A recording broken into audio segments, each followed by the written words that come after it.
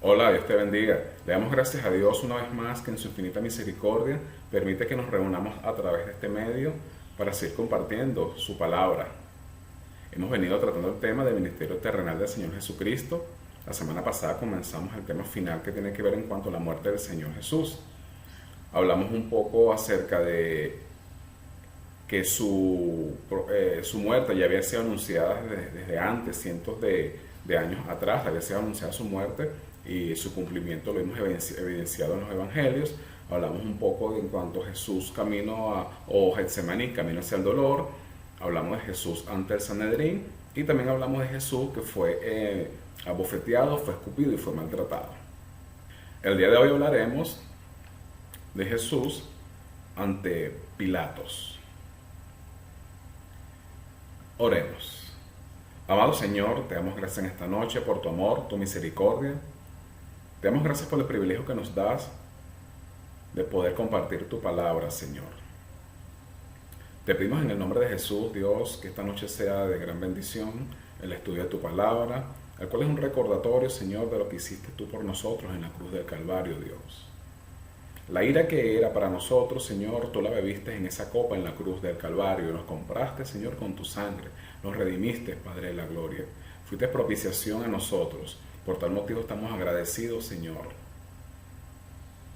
A través de este estudio hacemos recordatorio, mi Dios, de lo que fue tu muerte, de lo que fue tu pasión. Y te damos gracias, Señor, porque has sido bueno, mi Dios, y siempre lo serás. En el nombre de Jesús, amén y amén. Bueno, mis amados hermanos, vamos a compartir el tema hoy de Jesús ante Pilato, a continuación del estudio, como ya les dije. Dice la Biblia, Mateo 27, 1 al 2. Venida la mañana, todos los principales sacerdotes y los ancianos del pueblo entraron en consejo contra Jesús para entregarle a muerte. En la clase pasada habíamos conversado de que Jesús estuvo ante el Sanedrín, donde después de haber dicho unas palabras, ellos se molestaron, lo golpearon, lo bofetearon. Aquí vemos que ya al amanecer ellos fueron y llevaron a Jesús atado, dice la Biblia, y le entregaron a Poncio Pilato, el gobernador. Ahora, el hecho de que Jesús fuese llevado ante Pilatos genera en este último, en Pilatos, una situación dentro de él que lo llevó a un estado de estrés.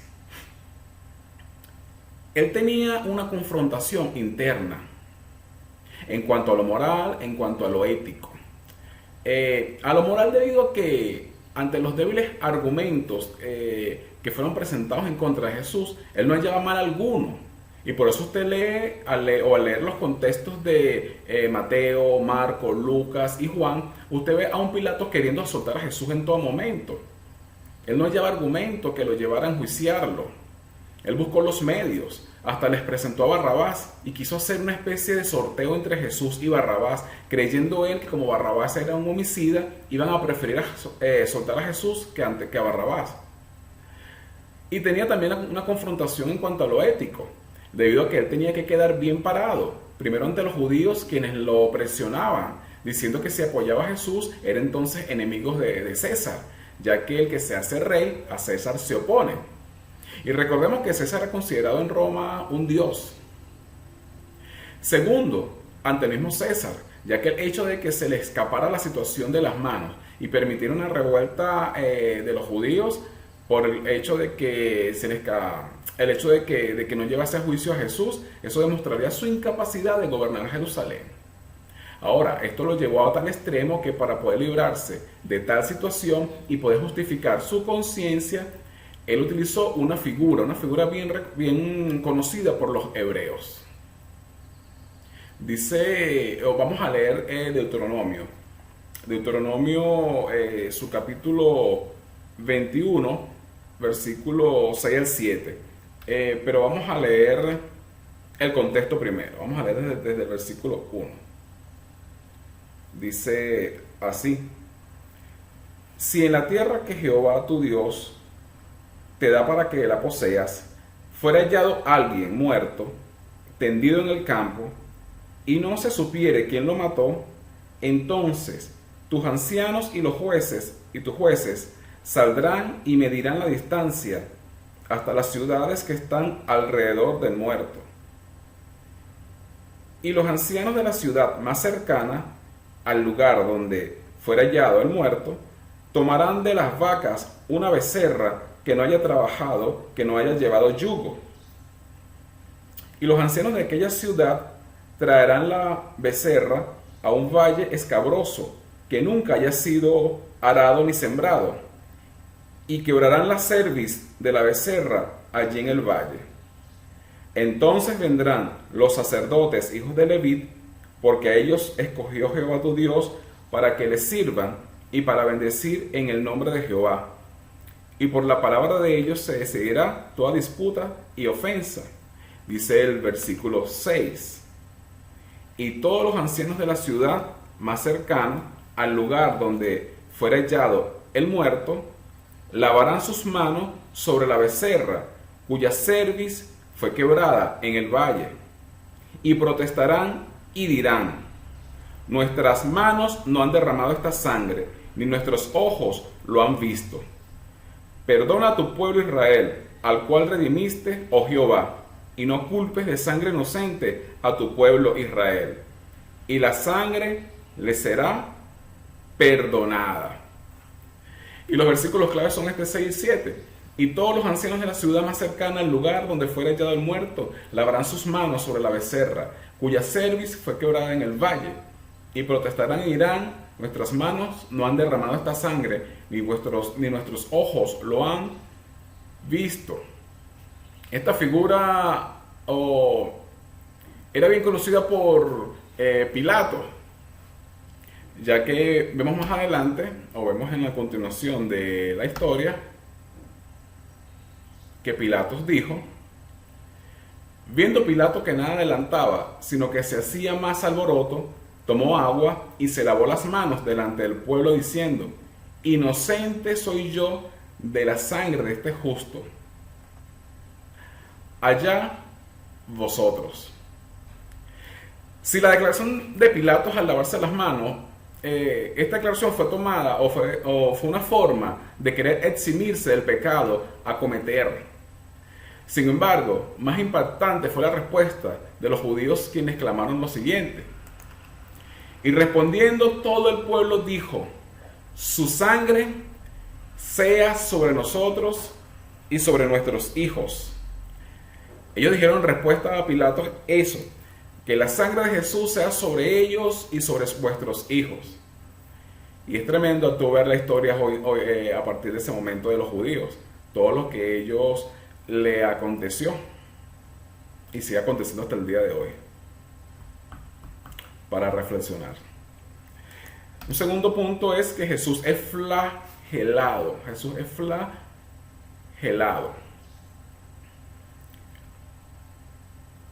Dice Mateo 27 al 26.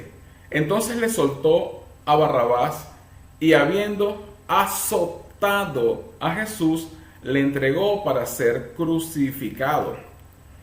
Ahora, la flagelación viene de la palabra falagrum o falagelum. Eso era un método de tortura utilizado por los romanos, y era basado en azotar al reo con un látigo llamado flagrum o flagelum. Este látigo, o el látigo que por lo menos con el que se cree que con el que azotaron a Jesucristo, es el llamado flagelum talsilatum, ¿sí? Dice que es compuesto básicamente de un bastón con tiras de cuero, y cada punta de cada tira se encontraba llena de pedazos de hueso y de plomo. Aquí vemos un aproximado de lo que era ese látigo. Si se da cuenta, mira las puntas, es plomo. Esto a veces uno se acuerda, ¿no? Para más o menos poder ilustrar un poco esto, para entenderlo, ¿no? Cuando uno estaba niño y uno se portaba mal, y papá o mamá o el abuelo o la abuela tenían una correa normalmente gruesa, y ay, Dios mío, cuando tú veías que mamá o el abuelo iba a buscar esa correa, uno temblaba, y cuando uno le daban, oh, las lágrimas, y uno lloraba, y uno se revolcaba del dolor. Imagínate, eso era con una correa de cuero sencilla. Puedes viajar allá en el tiempo, en tu mente, y darte una pequeña idea de lo que era un simple latigazo con ese flagellum talsilatum. ¡Wow! Tuvo que haber sido horrible, desastroso para el cuerpo, ya que cada latigazo al caer sobre el cuerpo, esos plomos, esos huesos se enganchaban y al sacarlo se traían pedazos de piel. Se traían pedazos de piel. Demasiado fuerte, una situación muy difícil para el Señor, el dolor que sentía para ese momento. Aquí vemos más o menos la posición que se colocaba el reo, encorvado, y era comenzado, o se le comenzaban a dar los latigazos que le cubrían toda la espalda. Normalmente se acostumbraba que era un verdugo de un lado y el otro del otro lado. Soltaba uno, levantaba, después le daba el otro, y la espalda del reo era totalmente cruzada, prácticamente hasta que hasta las partes de las costillas les llegaba a eso. O sea, dejando como que la espina dorsal también al descubierto. Wow, demasiado, demasiado fuerte.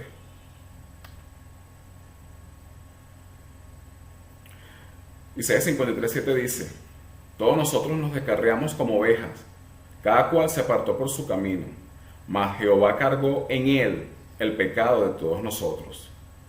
Angustiado él y afligido, no abrió su boca. Como cordero fue llevado al matadero, y como oveja delante de sus trasquiladores, enmudeció y no abrió su boca. Aquí pasamos al punto número 7, lo que es ya la crucifixión.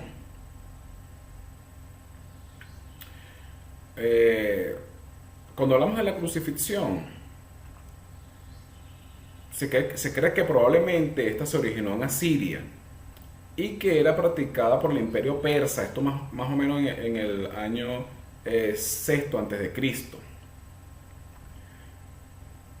Se llamó en su principio, o la primera cruz que se utilizó fue lo que la llamaba cruz simplex, que era simplemente una estaca en posición vertical.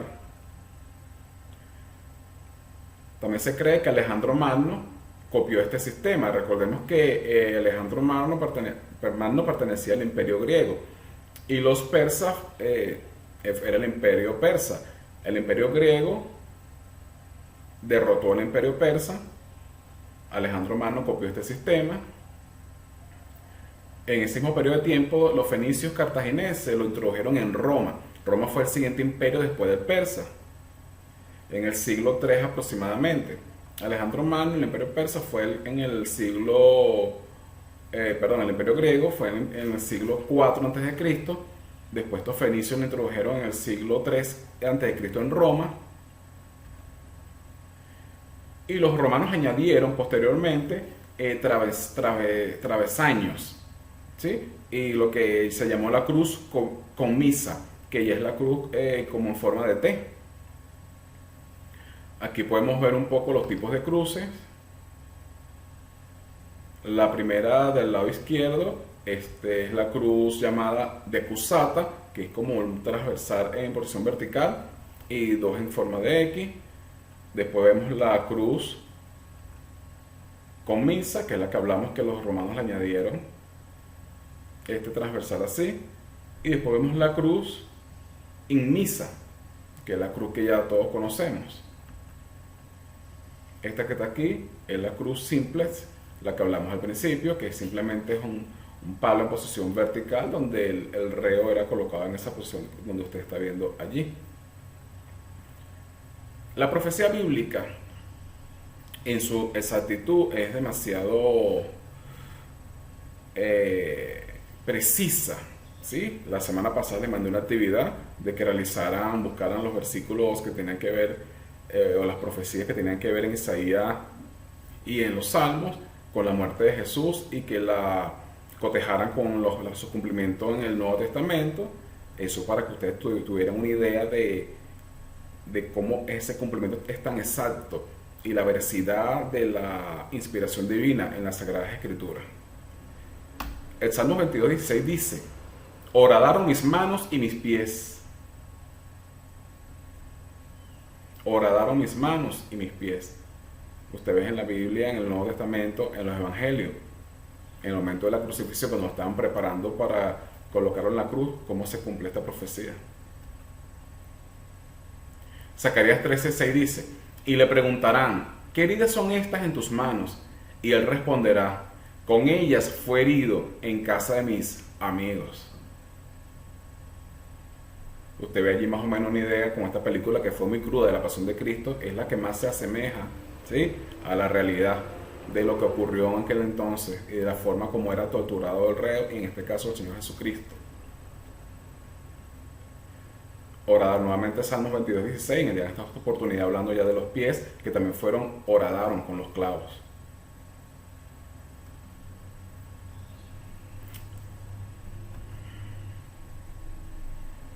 Ya Jesús colgado en la cruz.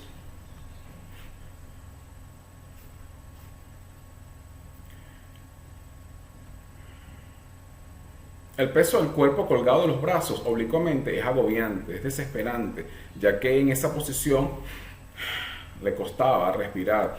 Entonces tenía que tratar de inclinarse con la punta de los pies para subir un poco y tratar de respirar algo. Fue algo demasiado agobiante y demasiado desesperante. Esa muerte era demasiado fuerte, era muy ruda, muy ruda. Ahora, esto me lleva a hacerme una pregunta. Dice aquí la Biblia en Juan 19:28-30: cuando Jesús hubo tomado el vinagre, dijo: consumado es. Y entendemos que la palabra consumado en su idea original tiene que ver con algo que ya fue terminado, ya fue cumplido, ¿sí? También se habla de que en la batalla los generales, cuando vencían al enemigo, se colocaban sobre una colina y hablaban de consumado es decir, todo terminó, ya ganamos, ya vencimos. Esa fue la palabra que dijo el Señor Jesucristo en la cruz del Calvario. Ahora, esto me lleva a hacernos una pregunta: ¿qué causó la muerte de Jesús? ¿Qué causó la muerte de Jesús? Esto, ya que ha habido siempre mucha especulación en cuanto a esto, ya que algunos dicen que fue por infarto, otros dicen que fue por asfixia. Sin embargo, cuando leemos Juan 19:34, nos da luces de esto. Dice la Biblia: pero uno de los soldados le abrió el costado con una lanza, y al instante salió sangre y agua. Ahora, lo extraordinario de toda esta agonía es que Jesús murió cuando Él quiso hacerlo. En medio de este estertor de la muerte, de los intensos dolores, de la asfixia, de una evidente anemia, el Señor Jesucristo clama a gran voz, entregando su espíritu, cuando dijo consumado es. Pero fue en el momento que Él soberanamente decidió hacerlo. Ahora, después de muchas horas de agonía, el cuerpo de nuestro Señor había perdido mucha sangre, y la poca que le quedaba en su cuerpo se había espesado, de manera que el corazón ya casi no podía bombear la sangre. Ahora, algunos médicos creen que Jesús muere de una pericarditis. ¿Qué es la pericarditis? Dice que es la ruptura del pericardio por inflamación. Es como que si el corazón hubiese explotado. Esto es como que el suero se separa de los glóbulos rojos, y el pericardio, que es una membrana alrededor del corazón, ella se llena de líquido. Y esto es lo que hace que cuando le atraviesan al Señor Jesús con la lanza, botara sangre y botara agua. Y eso ahí se cumple también lo que dice el profeta Zacarías en su capítulo 3, versículo 10. Dice que, y mirarán al que traspasaron, ¿sí? Porque fue traspasado con la lanza.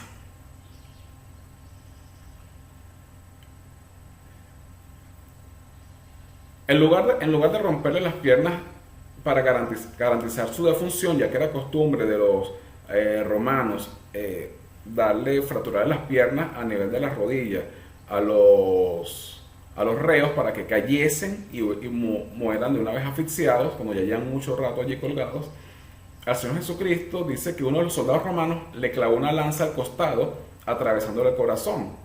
Esto para que se cumpliese la escritura que dice: he sido derramado como aguas, mi corazón fue como cera, derritiéndose en medio de mis entrañas.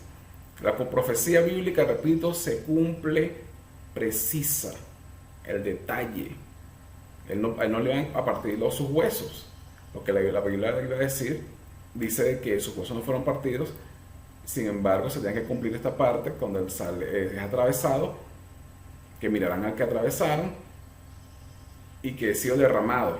Mi corazón fue como cera, derritiéndose en medio de mis extrañas. Refiriéndose cuando sale la sangre y cuando sale el agua.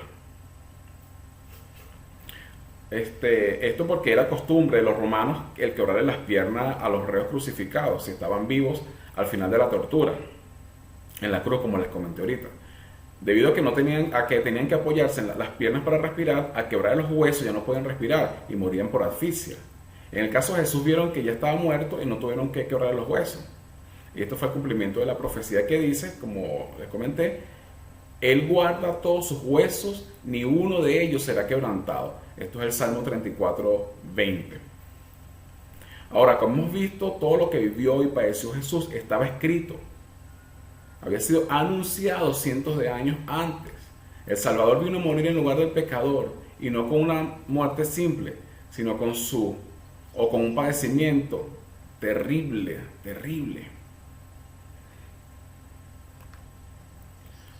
Por tal motivo, esto dice: una gota de mi sangre, o nos dice el Señor, una gota de mi sangre tiene más peso que tu más grande problema. Una gota de la sangre de Jesús tiene más peso que tu más grande problema, o que mi más grande problema. Es necesario poner la confianza en el Señor. Él padeció por nosotros, Él fue a la cruz del Calvario. Esa condena, esa ira que era para ti, que era para mí, Él la bebió en esa copa. Él sabía a lo que iba. Él sabía que vino a este mundo. Y Él fue obediente hasta la muerte, y muerte de cruz, dice la Escritura. Por tal motivo, es necesario que nosotros, como cristianos, siempre recordemos lo que Jesús hizo en la cruz del Calvario, y vivamos una vida piadosa, una vida conforme a la voluntad del Señor, entregando diariamente nuestras vidas, valga la redundancia, en sacrificio vivo, porque una gota de su sangre tiene más peso que nuestro más grande problema. Y como yo siempre digo, el enemigo pensaría que ahí en la cruz dijo: está listo, ya murió este Jesús, el que me atormentaba, el que hacía tantas cosas en contra de mí, lo maté. Eso fue el pensamiento del enemigo. Pero aleluya, dice la Biblia que al tercer día los cimientos de la tierra no pudieron contener el poder de la resurrección, y Jesucristo fue levantado entre los muertos. Él resucitó, la tumba está vacía. Y esa es nuestra verdad, ese es el centro del Evangelio, la resurrección. Eso es lo que nos da a nosotros esa garantía, ese sello de que somos más que vencedores en Cristo Jesús. Porque Él nos amó, Él fue a la cruz y murió, pero Él resucitó al tercer día y nos hizo más que vencedores.